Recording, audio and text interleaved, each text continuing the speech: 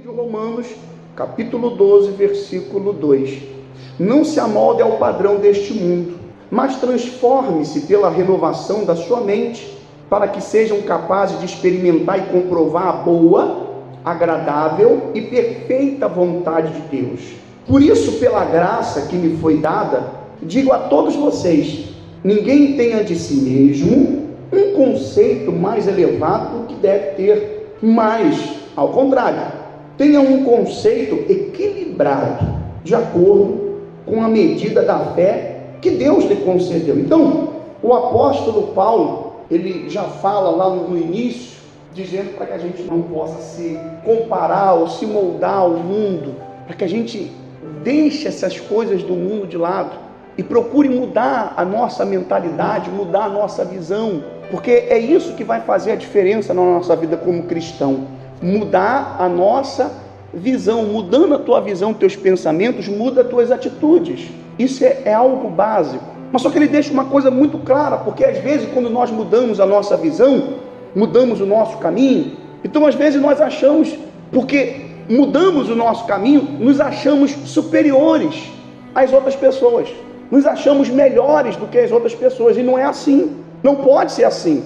Se outrora o meu caminho era da bebida, da farra, era o caminho da malícia, da mentira, era o caminho da falsidade, era o caminho das drogas, se outrora o meu caminho era esse caminho da injustiça, então eu mudei esse caminho, eu mudei meu pensamento, eu falei: pô, calma aí, essa vida que eu estou vivendo só me destrói, só me consome, acabou com o meu casamento, acabou com a minha vida, acabou com a minha família, acabou com a minha saúde.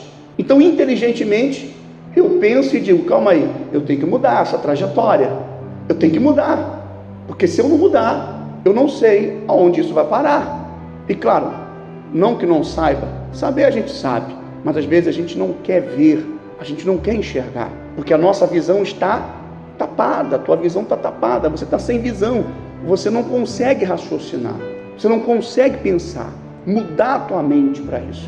Mas quando acontece essa situação de você mudar a tua mente, de você despertar, houve um despertamento, você despertou, então dentro desse despertar, o que acontece?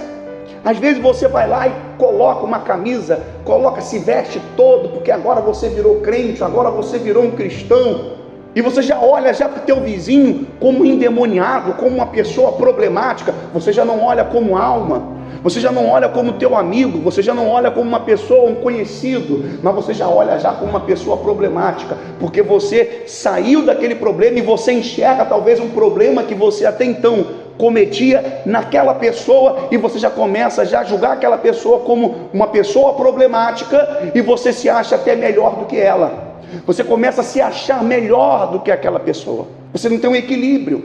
Então, consequentemente, quando você não tem esse equilíbrio, então mais cedo ou mais tarde você vai se frustrar com o evangelho, você vai se frustrar com as pessoas, porque ninguém muda de um dia para o outro. A pergunta que a gente tinha feito para você no início: será que nós somos iguais? Não, nós não somos iguais, todos nós somos diferentes, e nós vamos mostrar aqui para você, que até nos dons que Deus nos dá, que Deus concede a gente, aonde nós nos inclinamos, aonde nós nos aperfeiçoamos, são diferentes. Só que para Deus não há diferença. Para Deus não há diferença se eu sou pastor, se você é um membro, se você chega pela primeira vez, se você está aqui pela primeira vez. Para Deus não há diferença. Todos nós somos iguais, porque nós somos um corpo. Em cada corpo, cada membro tem uma função. Um é pastor, um é obreiro, um é evangelista. E nós vamos explicar aqui um pouquinho isso para você, para que você possa entender isso e ser equilibrado nas decisões e atitudes que vocês tomam, que nós tomamos.